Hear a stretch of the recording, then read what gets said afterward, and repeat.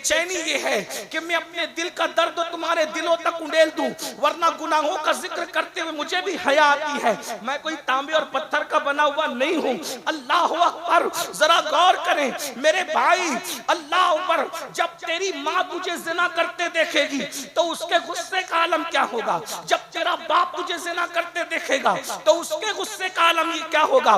जब तेरे माँ बाप का गुस्सा इतना है तो रसूलुल्लाह तुझे जब जिना करते देखते होंगे तो उनके गुस्से का आलम क्या होगा? उनके जलाल का आलम क्या होगा? अल्लाह अकबर, जब वो किसी लड़की के कंधे पर तुझे हाथ रखते हुए देखते होंगे तो उस वक्त तो उनके गुस्से का आलम क्या होगा? जानता है मेरे भाई तू, अल्लाह के रसूल ने फरमाया गंदगी में भरा हुआ सूअर अपने हाथ में लेने से बुरा है कि तुम किसी नामहरम लड़की के कंधे पे हाथ रख दो। सिर्फ किसी लड़की के कंधे पे बदनीयती के साथ हाथ रखना गंदगी, गलाजत, पलीदी में भरे हुए सूअर को गोद में लेने से बुरा है। आज गंदी फिल्मों की बुनियाद पर मेरी कौम के 16-16, 17-17 साल के लड़के और लड़कियां किन किन जराइम में मुब्तला हो गए। ज़िना आज हमारे समाज में आम होता जा रहा है। दुख के साथ कहना पड़ता है कि कहीं ये बात जाओ तो सुनने में आती है कि भाभी की आबरू पर देवर ने डाका डाल दिया। कहीं ये बात सुनने में आती है कि बहू की इज्जत पर ससुर ने डाका डाल दिया। कहीं पर ये बात सुनने में आती है कि साली की आबरू पर बहनोई ने डाका डाल दिया, पड़ोसी की आबरू पर पड़ोसी ने डाका डाल दिया। क्यों? गंदी फिल्में देखते हो, गंदी पिक्चरें देखते हो, और जब शैतान के आलयकार उसके हाथ में कठपुतली बनते हो तो ये सब कुछ करते हो। कितने नौजवान हैं जिनके मोबाइल ज़िना की फिल्मों से महफूज है।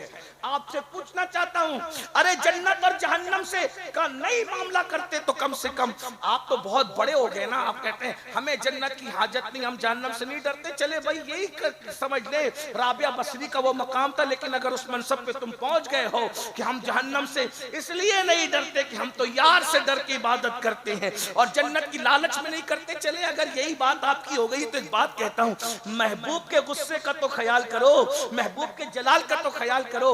जो फरमाए अल्लाह अकबर, मेरे तुम्हारे सच्चे रसूल सादिक और मसदूक फरमाए, जिसने किसी लड़की से मुसाफा कर लिया, सिर्फ लड़की से मुसाफा कर लिया, उसके हाथ पर सबसे ज्यादा अगर किसी का हक है तो वो जहन्नम की आग का हक है। उसका हाथ जहन्नम में जलाया जाएगा। अगर किसी का जिस्म बदनीयती के साथ किसी लड़की से टच हो जाए तो अल्लाह अकबर, उस पर सबसे ज्यादा हक अगर किसी का है तो वो जहन्नम की आग का है। काश के मेरी कौम की बेटियां सोचती, जब वो चचा के बेटे के चचाजाद भाई के हाथ में हाथ नहीं दे सकती तो वो चूड़ी पहनने के लिए किसी चूड़ी पहनाने वाले के हाथ में हाथ कैसे दे सकती है। अल्लाह अकबर, जब मामू के बेटे के मामूजात हाथ भाई के हाथ में हाथ नहीं दे सकती तो वो मेहंदी लगाने के लिए मेहंदी क्लब में किसी काफिर के जानों पर उसकी मांडी पर हाथ रखकर मेहंदी कैसे लगा सकती है। हाय अफसोस, एक वक्त तो वो था कि साली को बहनोई देख नहीं सकता था, पर्दे का ये आलम था। चचाजाद भाई चचाजाद बहन के साथ अकेले नहीं बैठ सकता था, तकवे का ये आलम था। आज क्या हो गया? मताए दीनो दानिश लुट गई अल्लाह वालों की, ये किस काफिर अदा का गमज़े खुरेज है साकी। सुन सुन कर सुन होने वालों, जहन्नम का अजाब मुंह खोले तुम्हारा इंतजार कर रहा है। इसलिए जहन्नम के अजाब को 14वीं सदी के किसी मौलवी ने नहीं बयान किया है, जहन्नम के अजाब को उस रसूल ने बयान किया है जिसकी जबान को कुदरत ने वमा यंतिकु अनिल हवा कहा है। अपने आप पे रहम कर लो। 2 दिन की मौज मस्तियों के लिए कहां जा रहे हो? मेरे तुम्हारे रसूल फरमाते हैं जिना करने वालों के चेहरे पर जहन्नम की आग भड़काई जाएगी, उनके चेहरे पर रखकर जहन्नम की आग भड़काई जाएगी। मेरे भाइयों, मेरी बहनों, अपनी कमजोरियों पर जरा रहम कर लो। अगर बत्ती का चटका बर्दाश्त नहीं होता, सिगरेट का चटका बर्दाश्त नहीं होता, अपने हाथ से जलाए हुए लाइटर की आग बर्दाश्त नहीं होती, वो आग जिसको मेरे अल्लाह ने 3000 साल तक भड़काया है, बोलो क्या ये रसूलुल्लाह का फरमान नहीं? नबी की जब हर बात मानते हो तो ये नबी का फरमान नहीं? आका फरमाते अल्लाह ने 1000 साल तक जहन्नम को भड़काया तो आग सुर्ख हो गई, 1000 साल तक के और भड़काया यानी 2000 साल तक के भड़काया तो आग सफेद हो गई, 3000 साल तक के भड़काया वो आग काली हो गई। इस वक्त जहन्नम की आग काली है। दुनिया की आग जहन्नम की आग से 70 दर्जा कम है। 2 मर्तबा रहमत के पानी से जहन्नम की आग को धोया गया, तब जाकर के दुनिया की आग बनी है। दुनिया की आग का ये हाल है, जहन्नम की आग का क्या हाल होगा? वो जहन्नम की आग, उसके बारे में आका फरमाते हैं सल्लल्लाहु अलैहि वसल्लम, सरकार फरमाते कहते मेरे आका, जानियों के चेहरों पर जहन्नम की आग भड़काई जाएगी। इसी पे बस नहीं, आका फरमाते जहन्नमियों को कयामत के दिन उनकी शर्म, वो जानियों को जानियों को कयामत के दिन उनकी शर्मगाह की बदबू से पहचाना जाएगा और पूरा मैशर उनकी बदबू से जो है ताफुन रेज हो जाएगा। लोगों के सर फटने लगेंगे, लोग उन पे लानत करेंगे। आका फरमाते हैं उनकी शर्मगाहों पर रखकर जहन्नम की आग बहकाई जाएगी। अगर ये हदीस में नहीं आता तो मैं बयान नहीं कर सकता था। अपने आप पे रहम करो। ये जवानी की रंगरेलियां, ये 2 मिनट की लज्जत, और मैं कहता हूं निकाह करने से किसने रोका? क्यों ज़िना के अड्डों पे जाते हो? क्यों गंदी फिल्मों पे जाते हो? 18 साल के हो गए, बालिग हो गए, अगर तुम्हारे माँ बाप निकाह नहीं करते, ज़िना मत करो, गंदी फिल्में मत देखो, अपनी जवानी को बिस्तरों में लेटकर जाए मत करो। अगर तुम शादी के काबिल हो गए, अपने माँ बाप के पास बैठो, बैठकर कहो हमें शादी करना है, हमें बीवी चाहिए। क्यों? माँ बाप से नहीं मांगोगे तो किससे मांगोगे? क्योंकि हमें जब खिलौने की जरूरत पड़ी, हमने माँ बाप से खिलौना मांगा, मिठाई की जरूरत पड़ी, मिठाई मांगा, बुक्स और कॉपी की जरूरत पड़ी, हमने माँ बाप से वो मांगा, हमने माँ बाप से खुशी मांगी। तो हम माँ बाप से बालिग होने के बाद निकाह और बीवी भी मांग सकते हैं। हम आपके साथ खड़े, ये उलमा आपके साथ खड़े, ज़िना करने वालों के साथ हम नहीं खड़े, हम निकाह करने वालों के साथ खड़े।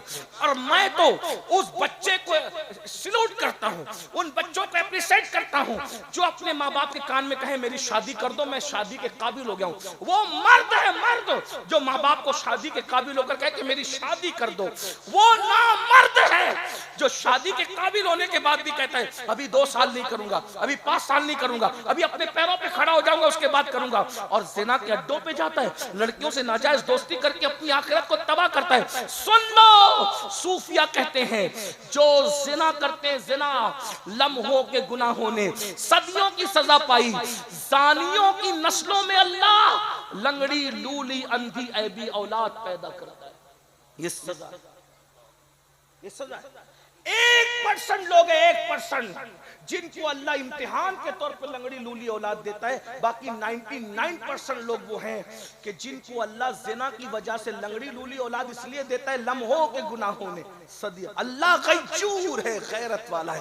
इन्ना बत्श रब्बिका लशदीद, तेरे रब की पकड़ बड़ी सख्त है। एक बात और कहूं, एक बात और सुन, जिन्होंने निकाह से पहले अपने हाथों से अपनी जवानी को जाय किया होता है, वो शादी के बाद जल्दी से बाप नहीं बनते, बहुत देर से बनते। आज ये लानत भी आम हो रही है और जहां जाओ लोग कहते हैं दुआ करो 5 साल हो गए बच्चे। अब ये नहीं कि जिनको बच्चे नहीं सब ऐसे ही है, ये मत मुराद लीजिएगा। इसलिए जहां गुनाह है वहां फना है, जहां गुनाह है वहां फना। अल्लाह के बंदो, इसलिए गुनाह से परहेज करो। गुनाह तबाही लाता है, गुनाह बर्बादी लाता है। तो मैं अर्ज ये कर रहा था मेरे भाइयों, क्योंकि मेरा वक्त भी खत्म के करीब हो रहा है, जरा तवज्जो करें। उठ बैठ करोगे तो क्या बात हो, थोड़ा सब्र कर लो मेरे भाई। जो खड़े खड़े रहने दो, खड़े होकर सुन रहे सुन लेने दो, जो बैठ के सुने बैठ के सुनो, कोई बात नहीं, नाराज मत हुआ। एक बात आपको बताऊं, कोई कितनी भी बड़ी गलती करे ना अपनी जात के एतबार से, तो इसलिए नाराज मत हुआ करो कि ये मेरे महबूब का चहीता है, क्योंकि हुजूर का जो उम्मती वो हुजूर का चहीता है। तो थोड़ा सा नजरअंदाज कर, लेट गो करने की तबीयत में जरा ढलो, नजरअंदाज करो।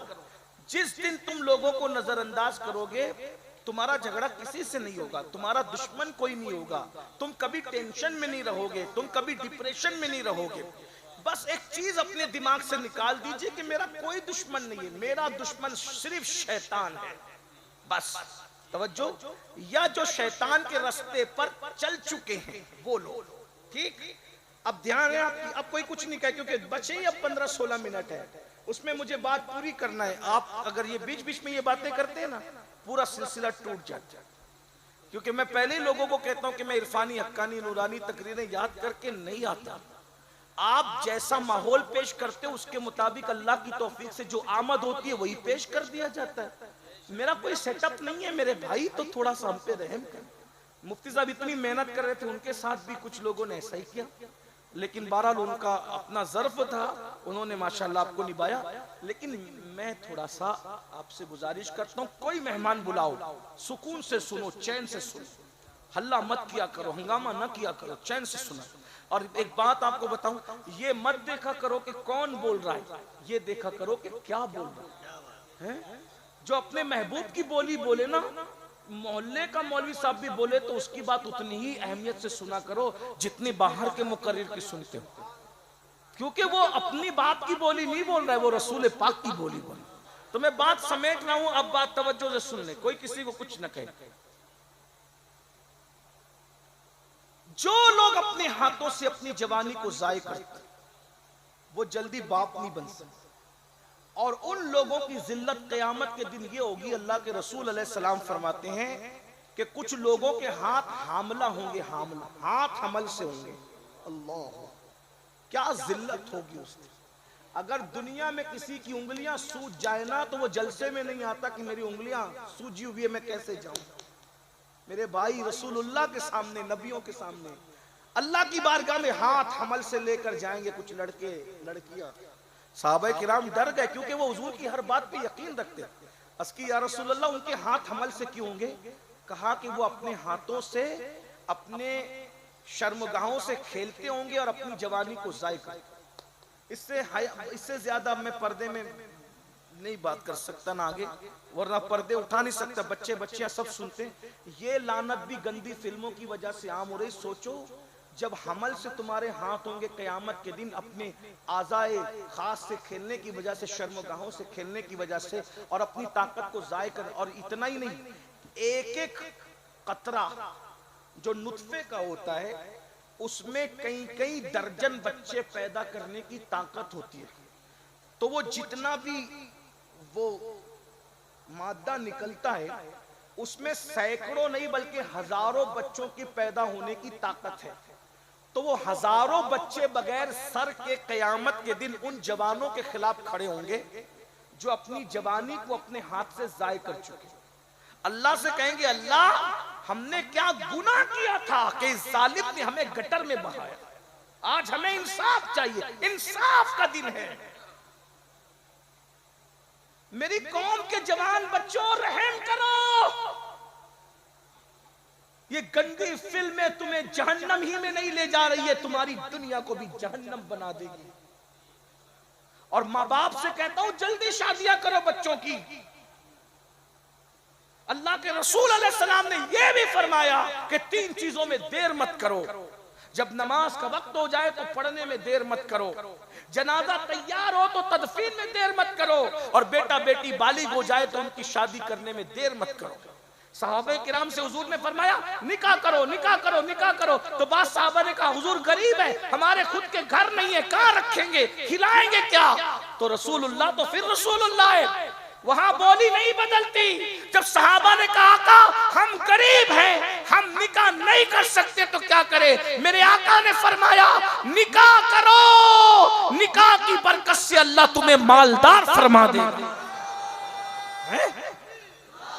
निकाह की बरकत से अल्लाह तुम्हें, बेटियों की शादियां भी जल्दी करो, बेटों की शादियां भी जल्दी करो, इससे पहले कि बेटी आबरू लुटा करके आए, इससे पहले कि बेटा अपनी जवानी को बर्बाद कर दे। और सुन लो, अल्लाह के रसूल ने यह भी फरमाया, जो माँ बाप अपने बेटा बेटी की शादी देर से करते हैं और औलाद जिना में मुब्तला हो जाती है, तो उनके जिना का वबाल सिर्फ उनकी औलाद पर नहीं है, बल्कि देर से शादी करने वाले माँ बाप पर भी है। इसलिए अपने बच्चों की शादियां जल्दी करने का ज़हन बनाओ। तो अर्ज क्या कर रहा था, बात दूर निकल गई। अल्लाह के रसूल अलैहिस्सलाम फरमाते हैं, जानियों की शर्मगाहों से लोग उनको पहचानेंगे, और उसके बाद आका फरमाते हैं, उसके चेहरे पर जहन्नम की आग दहकाई जाएगी, उसकी शर्मगाह पे जहन्नम की आग दहकाई जाएगी। और फरमाया मेरे आका ने, उनको डामर का लिबास पहनाया जाएगा, उनको आग का लिबास पहनाया जाएगा। और फिर हजरते मालिक जो खाज़ीने जहन्नम है, वो फरमाएंगे, इनके दोनों हाथों को इनके गर्दन से जहन्नम की जंजीर से बांध दो, दोनों हाथों को जहन्नम की जंजीर से। वो जहन्नम की जंजीर आका फरमाते, उसकी एक कड़ी अगर किसी पहाड़ पे रख दी जाए तो पहाड़ जलकर रेजा रेजा हो जाए। रहम कर लो मेरे भाई, रहम कर लो अपने आप पर, अपनी जवानी पर रहम कर लो, बर्बाद मत करो अपनी आखिरत को। अल्लाह अकबर, अच्छे अमल के लिए आयो, पाप मत करो। आका फरमाते हैं, उसके गर्दन से उसके हाथों को जहन्नम की जंजीर से बांध दिया जाएगा। फिर मेरे आका फरमाते हैं, उसकी आंखों में आग की सलाखें फेर दी जाएगी, आग की, जहन्नम की आग की बनी हुई सलाखें जानियों की आंखों में फेरी जाएगी। और मालिक, हज़रत मालिक कहेंगे, ये पाप देखता था ना, लड़कियों को देखता था ना आंखों से, इसकी आंख में जहन्नम की आग की सलाखें फेर दो। ये दुनिया, इसी में मौज मस्ती कर रहे हो, आखिरत को भूल गए हो, आखिरत की फिक्र से दूर हो गया। सुन लो, गौर कर लो। आप बताओ ना मेरे भाई, जब एक तिनका, छोटा सा तिनका मेरी और तुम्हारी आंख में चला जाता है तो आंख का क्या हाल होता है? बाल टूट कर आंख में जाता है तो क्या हाल होता है मेरे भाई? बाल और तिनका तो दूर की बात, अम्मी, बहन, बीवी कोई प्यास काट रही हो तो प्यास के नन्हे नन्हे जर्रात हमारी आंखों में चले जाते हैं तो क्या हाल होता है मेरे भाई? जिना की फिल्में देखने की वजह से, औरतों को देखने की वजह से, पाप देखने की वजह से जब इन आंखों में जहन्नम की सलाखें डाली जाएगी, हमारा क्या बनेगा मेरे भाई? इसी पर बस नहीं, अल्लाह अकबर, मेरे और तुम्हारे सच्चे रसूल फरमाते हैं, उनकी रानों पर जहन्नम की आग दहकाई जाएगी। इसी पैरों से चलकर गुनाह के अड्डों पे जाता था तो वो जहन्नमी कहेंगे, हम पे रहम करो, रहम, हम पे रहम करो, रहम, हम अल्लाह के बंदे हैं। तो हजरत मालिक कहेंगे, जब अल्लाह तुम पे कहर कर रहा है तो मैं तुम पे रहम कैसे कर सकता हूँ? अल्लाह ने जब तुम पे रहम का हुक्म नहीं दिया है, मैं तुम पर रहम कैसे कर सकता हूँ? मैं अल्लाह का बंदा हूँ, अल्लाह ने तुझ पे लानत की है तो मैं तुझे अजाब दूंगा, मैं तुझ पे रहम नहीं कर सकता। ये है मेरे भाई। तब बात बहुत दूर निकल गई।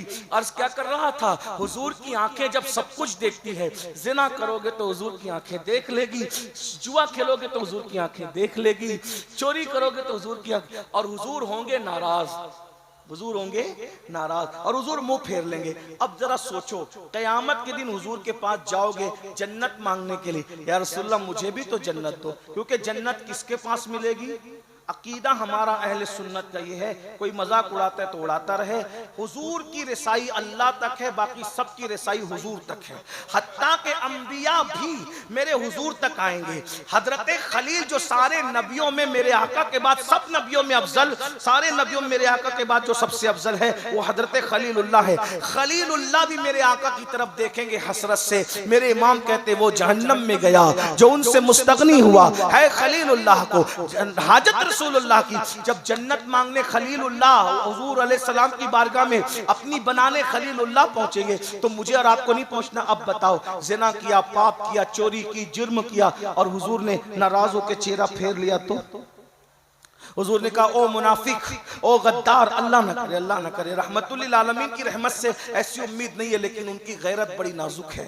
जिगर ने कहा था, इस उम्मत यासी से न मुँह फेर खुदाया, नाजुक है बहुत गैरत सुल्तान मदीना। मेरे भाई सोच, जरा गौर कर, हुजूर ने चेहरा फेर लिया तो तेरा क्या बनेगा, तेरा क्या अंजाम होगा? इसलिए मेरे भाई आज तौबा कर, आज मदद मांग, हुजूर को राजी कर ले, हुजूर को राजी कर ले। तो मैं बात जहां से शुरू किया था, टाइम खत्म हो वहीं वहीं पे बात खत्म करता हूँ। मैं क्या अर्ज कर रहा था, हुजूर के चेहरे जैसा किसी का चेहरा नहीं, हुजूर की आंखें जैसे किसी की आंखें नहीं, हुजूर के बोलने जैसा किसी का बोलना नहीं, हुजूर के देखने जैसा किसी का देखना नहीं, हुजूर के चलने जैसा किसी का चलना नहीं, हुजूर की अदाएं जैसी किसी की अदाएं नहीं, तो हुजूर जैसा कोई नहीं, तब हुजूर की दुआ जैसी किसी की।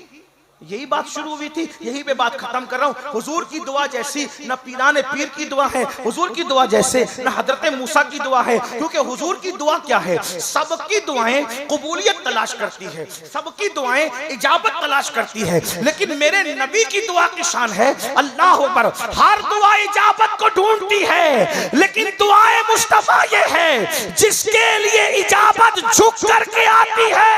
मेरे इमाम कहते हैं इनायत का जोड़ा, इजाबत का सेहरा, दुल्हन बन के निकली दुआए मोहम्मद, इजाबत ने झुक कर जिसके लिए इजाबत झुकती है वो दुआए मुस्तफा जाने रहमत है। इजाबत ने झुक कर गले से लगाया बड़ी नाज से जब दुआए मोहम्मद, उनका नाम लो तो आदम की दुआ कबूल हो जाए, उनका नाम लो तो नूह की बिगड़ी बन जाए, उनका नाम लो तो मूसा के लिए अलैहिस्सलाम दरिया में रास्ते पैदा हो जाए। जब वो जाने दुआ खुद दुआ करते होंगे तो उस वक्त तो दुआ की कैफियत क्या होती होगी। इसलिए रसूलुल्लाह की दुआ की तरह, बोलो भाई, किसी की दुआ ना इनकी ना मेरी, ना मुझसे बढ़कर किसी की, ना उससे बढ़कर हुजूर की दुआ जैसी दुआ किसी की नहीं। लेकिन एक दुआ है जिसको रसूलुल्लाह ने अपने करम से खुद किसी की अहमियत बताने के लिए, किसी का वफादार बनाने के लिए, किसी की तरफ झुकाने के लिए एक दुआ को अपनी दुआ के बराबर का दर्जा दे दिया। आका फरमाते हैं दुआ वालिदिही ले वलदिही का दुआई लकुम, तुम्हारे बाप की दुआ तुम्हारे हक में ऐसी है जैसे मुझ मोहम्मद की दुआ मेरी उम्मत के लिए होती है। यानी जैसे मैं मोहम्मद दुआ करता हूं उम्मत के लिए तो अल्लाह रद्द नहीं करता, वैसे तेरे माँ बाप दुआ करते तो अल्लाह तेरे हक में रद्द नहीं करता। अब इतना कहता हूं, पीर को घर क्यों बुलाते हो, पीर को घर क्यों बुला, बिगड़ी बन जाए, दुआ से मुकद्दर समझ जाए। लेकिन ये बात मैं कह के जा रहा हूं, दुआ दो या गाली दो मुझे कोई फर्क नहीं पड़ता, क्योंकि मुझे भी मर के अल्लाह को मुंह दिखाना है। बड़े से बड़ा पीर लाकर पैसों में तौल दो, अगर वो दुआ करे कोई गारंटी नहीं है किसी के पास कि उसकी दुआ कबूल होगी। लेकिन माँ बाप की दुआ को रसूलुल्लाह ने अपनी दुआ का दर्जा दिया है, ये दुआ करेंगे तो दुआ कबूल होगी। पीर को मत दो मैं ये नहीं कहता, क्योंकि मैं पीरों का गद्दार नहीं हूं, पीरों को जरूर दो, लेकिन पीर से पहले तेरा सबसे बड़ा मुर्शिद तेरे माँ बाप है, उनको भी तो उनकी विलादत पे गिफ्ट दो, अपनी विलादत पे गिफ्ट दो, उनको भी तो नजराना दो। इसलिए कि मेरे भाई कोई दुआ कर दे, बिगड़ी बनेगी कि नहीं बनेगी कोई मैटर नहीं, लेकिन अगर माँ बाप दुआ कर दे, जमानत नबी ने दी है, जन्नत तेरे घर में रखी है, कामयाबी तेरे घर में रखी है, कामरानी तेरे घर में रखी है। उनकी दुआ लेने की बजाय कितनों के पीछे दौड़ रहा है, सबके पीछे दौड़, लेकिन पहले माँ बाप के पीछे दौड़। तो मैं क्या कह रहा था, अल्लाह अकबर, क्या माँ बीमार हो तो कहता है तेरी माँ नहीं, तेरी माँ नहीं, तेरी, ये हाल है। कयामत की निशानियों में से एक निशानी, आका फरमाते हैं दोस्तों पे खर्च करेंगे और माँ बाप पे खर्च करने में दिल तंग करेंगे, ये कयामत की निशानियों में से निशानी। मेरे भाइयों, इसलिए मेरी गुजारिश है, अच्छा अमल करने आए हो, अच्छा अमल करने आए हो, अच्छा अमल करो। और मुफ्ती साहब ने बताया, मैं उसी को मैं ख़त्म करते हुए कहता हूँ कि अच्छा अमल क्या है भाई। हाजी 9 ज़िलहज्जा को अरफात में पहुंचे, 5 दिन मेहनत करे, एहराम बांध बांध के घूम घूम के, पत्थर मारे, कंकर मारे, सफा मरवा पे दौड़ भाग करे, पैसे खर्च करे, फिर भी आके नहीं कह सकता कि मेरा हज कबूल हुआ। और माँ बाप को प्यार से देख लो तो मकबूल हज का सवाब मिलता है। यहाँ एक बात में मैं मुफ्ती साहब की बात में एक इजाफा कर दूं, वक्त होता तो ये जरूर कहते, जलसे में ये सुन के सब प्लान बनाते, अब घर चलो, अम्मी को देखो, अब्बा को देखो, क्या मिलेगा, मकबूल हज का सवाब। 100 बार देखेंगे तो 100 बार, 1000 बार देंगे तो 1000 बार। लेकिन ये बात मैं उलमा की मौजूदगी में अपनी इस्लाह के लिए कह दूं, हर औलाद को माँ बाप के देखने पर मकबूल हज का सवाब नहीं मिलता। जो औलाद फर्मा बरदार हैं, मुती हैं, उन्हीं को मिलता है, वरना माँ बाप को मार, आस्तीन चढ़ा के और फिर उसके बाद घूम फिर के आके हे तो क्या मकबूल हज का सवाब नहीं? काफिर जनवरी में मरे या रमजान शरीफ में मरे, उसके लिए दोनों बराबर है। क्यों? रमजान शरीफ की बरकत काफिर को क्यों नहीं मिलती? क्योंकि वो रमजान को रमजान मानता ही नहीं है। जो रमजान को रमजान शरीफ न माने उसको बरकत नहीं मिलेगी। उससे बढ़ के एक बात कहूं, आखिरी बात, टाइम खत्म है लेकिन आखिरी बात, रसूलुल्लाह ने पूछो इन उलमा से एक बात। चलो मैं पहले आपसे सवाल करता हूं, उलमा से नहीं आपसे कहता हूं, अगर किसी को नबी का जुब्बा पहनाकर दफन किया जाए कब्र में, तो बोलो उसको अजाब होगा कि नहीं होगा? आप जवाब तो जो भी आपके इल्म में है, उसको अजाब होगा? बोलो भाई, मिल के बोलो। नहीं होगा ना। नबी का जुब्बा जिसको पहना दिएगा उसको अजाब होगा। लेकिन रसूलुल्लाह ने एक शख्स के बारे में कहा, नबी ये पाक ने अपना जुब्बा अब्दुल्ला इब्ने उबई को पहनाया है और उसके मुंह में अपना लुआब डाला और उसकी जनाजा भी हुजूर ने पढ़ा। तीन चीजें गौर करना, जिसका जनाजा हुजूर पढ़ा दे, बोलो बख्शा जाएगा कि नहीं बख्शा जाएगा? बोलो भाई, अरे जनाजे पे नबी का नाम ले लो तो आदमी बख्शा जाता है। आंखों का तारा नामे मोहम्मद, दिल का उजाला नामे मोहम्मद, सल्ले अल्लाह का सेहरा सजाकर दूल्हा बनाया नामे मोहम्मद, पढ़ती दुरूदे दौड़ेगी उड़े लाशा जो लेगा नामे मोहम्मद, और आंखों में आके दिल में समा के रंगत रचा जा नामे मोहम्मद। पूछेगा मौला लाया है क्या क्या, मैं ये कहूंगा नामे मोहम्मद। अपने जमीले रज़वी के दिल में आजा समा जा नामे मोहम्मद। नबी का नाम ले लो तो हूरे बलाएं लेने लगे। जनाजा हुजूर ने पढ़ाया, अपना जुब्बा पहनाया, अपना लुआब उसके मुंह में डाल दिया। लेकिन आका अलैहिस्सलाम ने साहबा ने कहा हुजूर वो तो मुनाफिक था। आका ने फरमाया मेरा जुब्बा उसको कोई फायदा नहीं देगा, मेरा उसका मुंह में लुआब डालना उसको कोई फायदा नहीं देगा, मेरा जनाजा पढ़ना उसको फायदा नहीं देगा। क्यों? क्या नबी का जनाजा पढ़ने में पावर कम हो गया था? क्या नबी के जुब्बे का पावर कम है? क्या रसूलुल्लाह के लुआब का पावर उधर से कम नहीं हुआ था? उसने नबी के जुब्बे को कभी नबी का जुब्बा माना ही नहीं। तो जिसने नबी के को नबी नहीं माना तो नबी का जुब्बा उसके लिए मुफीद नहीं हुआ। जिसने नबी को नबी नहीं माना, नबी का लुआब उसके लिए मुफीद नहीं हुआ। जिसने नबी को नबी नहीं माना, नबी का जनाजा पढ़ाना उसके लिए मुफीद नहीं हुआ। क्यों? क्योंकि उसने नबी को नबी माना ही नहीं।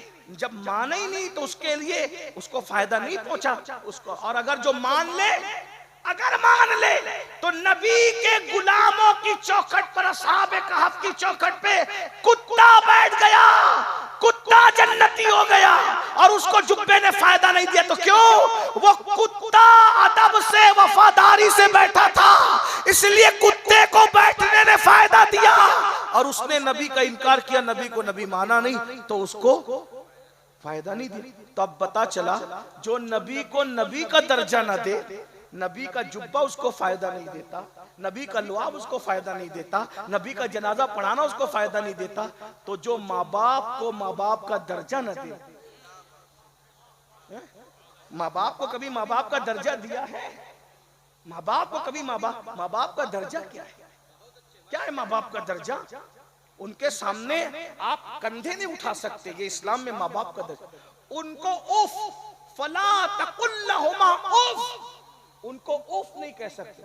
उफ का मतलब मैंने बहुत ढूंढने की कोशिश की तो मुझे जा करके तसव्वुफ की अव्वलीन किताब क़ूतुल क़ुलूब में इसका मतलब मिला उफ। उफ का मतलब लोगों ने अलग अलग बयान किया, लेकिन मुझे सबसे ज्यादा जो उफ का मतलब पसंद आया वो ये कि अरबी लोग, अरब वाले उफ, ये क़ूतुल क़ुलूब में शेख अबू तालिब मक्की लिख रहे हैं। ये क़ूतुल क़ुलूब वो किताब है जिसको बाबा फरीद निजामुद्दीन औलिया महबूब इलाही को दर्स देते थे। दाता अली हुजवेरी जैसे लोग इसका मुताला करते थे। वो क़ूतुल क़ुलूब किताब है।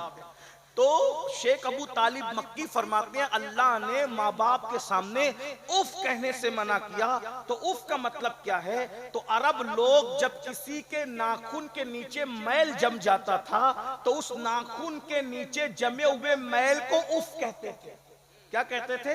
उफ कह। अब कुरान कह रहा है कि उनको उफ मत कहो। मतलब क्या? नाखून के नीचे जितनी मैल जमती है ना, उतनी तकलीफ भी अपने माँ बाप को मत पहुंचाओ। ये है माँ बाप की अहमियत। वो अगर कह दे नुकसान करने के लिए, अपना नुकसान कर लो, बस शरीयत के खिलाफ उनकी बात ना मानना। अगर वो कह दे नुकसान करने के लिए तो अपना नुकसान कर लो, मगर अपने माँ बाप की नाफरमानी मत करना। एक बात उनकी नहीं मानना, अगर वो दीन और शरीयत के खिलाफ कहे तो नहीं मानना, बाकी उनकी हर बात मानो। उसमें नुकसान हो जाए समझाने की कोशिश करो, नहीं मानते नुकसान कर लो। अगर माँ बाप के कहने पे नुकसान उठाओगे, नुकसान नहीं होगा, नुकसान नहीं होगा। मुझे एक बात याद आई, अगर इजाजत दे तो उसको मुख्तसर में कहे। माँ बाप के कहने पे उनकी बात मानोगे तो नुकसान वाली बात में भी नुकसान नहीं होगा। एक नाम सुना होगा आपने, इमाम अबुल कासिम अल कुशैरी। ये शेख अबू तालिब मक्की के भी उस्ताद हैं। इमाम अबुल कासिम अल कुशैरी, ये इमाम अबुल कासिम अल कुशैरी कौन है? इनका एक रिसाला है जिसका नाम है रिसाला कुशैरिया। क्या नाम है? रिसाला कुशैरिया। इसके बारे में सूफिया कहते हैं रिसाला कुशैरिया जिस घर में रखा जाएगा ना चोरी होगी ना आग लगेगा। ये रिसाला कुशैरिया की शान है। ये तसव्वुफ की कुतुल कुलूब से पहले की किताब है रिसाला कुशैरिया। उसके मुसन्निफ है इमाम अबुल कासिम अल कुशैरी। किसी मदरसे में नहीं पढ़े मगर इतने बड़े आलिम बने। उसका क्या राज था कि तकरीबन आपने 2000 से ज्यादा किताबें लिखी है उस दौर में, और किसी मदरसे में पढ़ने नहीं गए। राज माँ से बचपन में कहा अम्मी मैं मदरसा पढ़ने जाना चाहता। आजकल तो मदरसे गली गली में, कुचे कुचे में, हर जगह है। आसान है इल्म। जो लोग नहीं पढ़ सकते ऑनलाइन क्लासेस शुरू हो गई है। मैं नौजवानों को कहता हूं कि अगर दुनियावी डिग्रियां तुमने ले ली है तो जो ऑनलाइन आलिम कोर्स की क्लास सुन्नी उलमा चलाने, उससे आलिम बन जाओ, बहुत आसानी के साथ बन जाओगे। आपका कद और ऊंचा हो जाएगा। तो इमाम अबुल कासिम अल कुशैरी पढ़ने जाना चाहता। माँ होती, माँ ने कहा ठीक है बेटा जाओ पढ़ने जाओ। एक लौता बेटा था। इधर ये चले गए। जाने के बाद उधर माँ ने रोना धोना शुरू किया, अल्लाह मेरा इकलौता बेटा, उसके बगैर मेरा दिल नहीं लगता, वो चला गया, अब बता मैं रहूंगी कैसे। अब मेरा अल्लाह मेरा बेटा वापस कर दे। उधर इमाम अबुल कासिम अल कुशैरी को हाजत लगी, इस्तिंजा की। दोस्तों से कहा यार जरा इस्तिंजा कर लूं। इस्तिंजा करने बैठे तो ऐसा छींटा उड़ा कि आपके कपड़े पाखाने में भर गए। तो दोस्तों से कहा कि अभी सफर बहुत लंबा है, मैं अपने कपड़े की गंदगी धोने के लिए बाजू में घर है गली कुचे में, मैं वहां चला जाता हूँ। जैसे ही घर पे पहुंचे तो माँ रो के कह रही थी मेरा इकलौता बेटा मौला, मैं उसके बगैर रह नहीं सकती मौला, वो मेरा बेटा वापस कर दे। बस जैसे ही सुना चिल्ला के कहते माँ अल्लाह ने तेरी सुन ली, तेरा बेटा वापस आ गया। माँ मैं अनपढ़ रहूंगा लेकिन तेरी खुशी को तोड़ करके अब आलिम बनने नहीं जाऊंगा। माँ ने सर पे हाथ रख के कहा मेरे लाल अल्लाह तुझे अनपढ़ रहने नहीं देगा, जा अल्लाह तुझे ऐसा आलिम बनाएगा कि तेरे इल्म की धमक कयामत तक मौजूद रहेगी। फिर आलिम बने और 2000 से ज्यादा किताब लिखी। अब सुनिए 2000 से ज्यादा किताब लिखी और वो 2000 के 2000 किताबें, चंद किताबों को छोड़कर सबको एक पेटी में बंद किया और पेटी में बंद करके अपने मुरीद से कहा ले जा और इसको दरिया में डाल।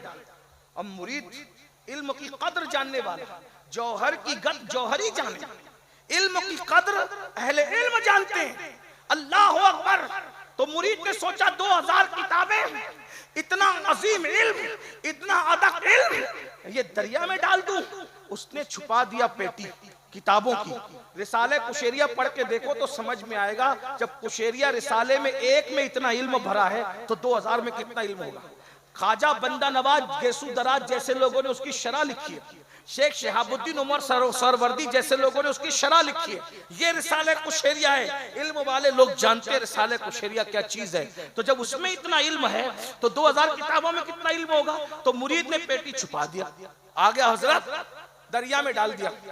इमाम कुशैरी ने कहा दरिया में डाला तो क्या देखा। कहा हुजूर कुछ भी नहीं देखा, कुछ नहीं देखा। कहा तू झूठ बोलता है, तूने पेटी दरिया में नहीं डाली, जा दरिया में डाल। वो गया, फिर दरिया में डालने की कोशिश की, फिर दिल ने कहा नहीं नहीं, फिर ले जाके रख दिया। डाला है बेटा दरिया में, जी हुजूर डाल दिया दरिया में। क्या देखा। हुजूर कुछ नहीं देखा। झूठ बोलता है, तुझे कह रहा हूं दरिया में डाल, जा दरिया में डाल। अब उसने सोचा कि ये बार बार जान जाते, पेटी उठाई 2000 किताबों की दरिया में डाल दिया। जैसे दरिया में डाला तो एक हाथ ऊपर हुआ, दरिया में से एक हाथ निकला और हाथ निकलकर उसने पेटी को लिया और फिर उसको अंदर कर लिया। तो उस वक्त उस मुरीद ने कहा, तुझे अल्लाह की कसम दे के कहता हूं, बता ये हाथ किसका हाथ है जिसने मेरे मुर्शिद की किताबों को अपने हाथ में संभाला? तो आवाज आई, ये खिज्र का हाथ है, ये खिज्र का हाथ है जिसने तेरे पीर की किताबों को अपने हाथ में संभाला। कहा ये क्यों हाथ में संभाला? तो कहा तुझे नहीं पता, जब कयामत करीब आएगी तो किताबें उताबें सब खत्म हो जाएगी, एक दौर आएगा, सब मुसन्निफों की लिखी हुई किताबें खत्म हो जाएगी। उस वक्त उम्मत मोहम्मदिया को किताबों की जब जरूरत पड़ेगी तो उस वक्त दुआ की जाएगी, ए अल्लाह उम्मत मोहम्मदिया को अब किताबों की जरूरत है, ये इल्म कहां से लाएं? तो उस वक्त ये जो मैं अमानत ले रहा हूं, उस दिन खिजर वो अमानत दरिया से फिर वापस करेगा और कुशैरी की किताबें पूरी दुनिया में